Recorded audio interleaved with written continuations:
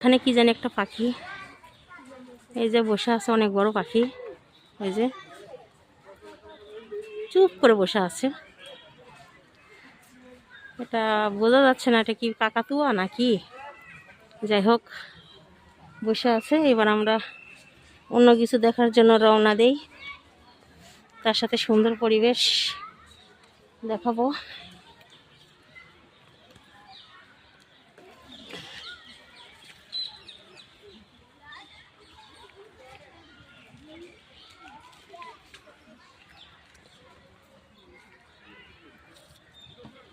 সুন্দর একটা মনোরম পরিবেশ, অনেক বড় চিড়িয়াখানা,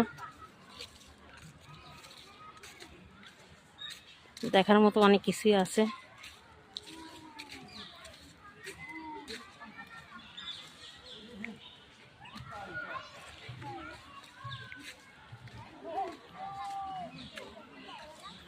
দেখার মতো অনেক কিছুই আছে।